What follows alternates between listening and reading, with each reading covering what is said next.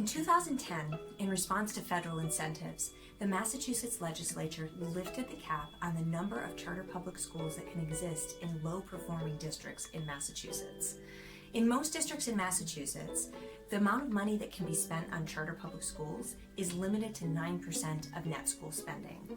However, in 2010, the legislature determined that when a school district performs in the bottom 10% of all districts in the Commonwealth, its charter school cap can be lifted to 18% of net school spending. The rationale for this is that Massachusetts's more accountable charter public schools have historically gotten wonderful results for students and families. The other part of this is that students and families in low-performing districts tend to demand charter schools at much higher rates.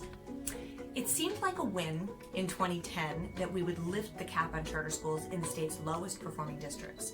And at the time, the Board of Elementary and Secondary Education was using MCAS scores, or measures of absolute proficiency, as a way to determine which districts were eligible for an increase in the charter school cap.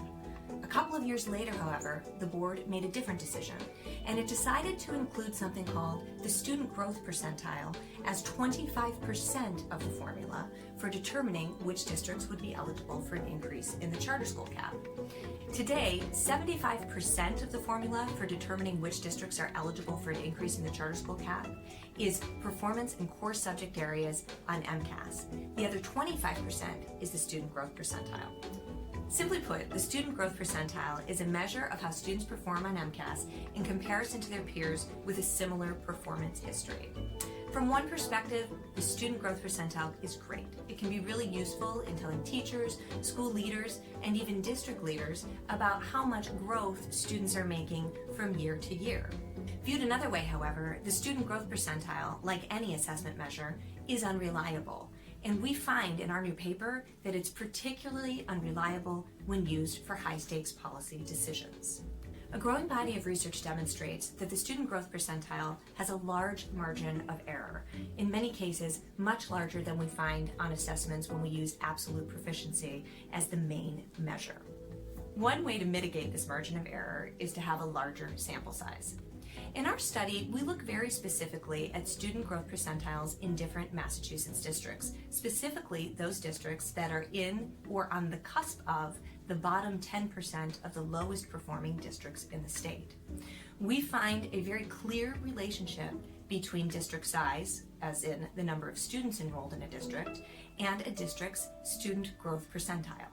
Simply put, larger districts tend to have a student growth percentile that clusters around what researchers call a typical mean.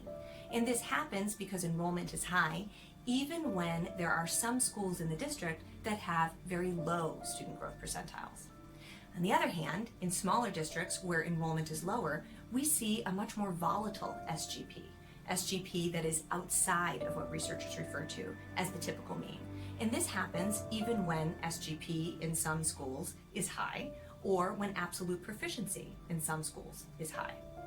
As a result, what's happening is that when the Commonwealth tries to determine which districts fall into the lowest 10%, large districts tend to fall out of the bottom 10% if they have a higher SGP, one that clusters around a typical mean, even when overall proficiency in the district is low.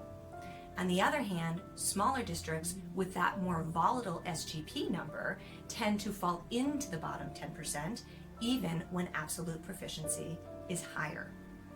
Interestingly, this also correlates to parent demand for charter schools.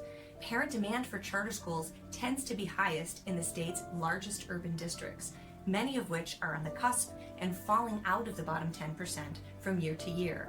What this means is that the parents who want charter schools the most often can't have access to them because the charter school cap in those districts remains at 9% of net school spending instead of 18%, as it will in smaller districts which fall into the bottom 10%, even though there's virtually no demand for charter schools in those places. And there are other problems as well.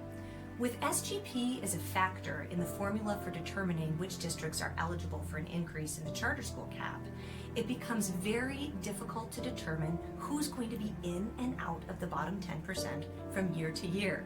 Because SGP is a more volatile measure than absolute proficiency, it's hard to predict if and when charter school seats will become available. This makes it very difficult for existing charter school operators to tell prospective families whether or not they'll have a seat for them, and it also makes it very difficult for new charter operators to enter those districts where charter school seats are in highest demand.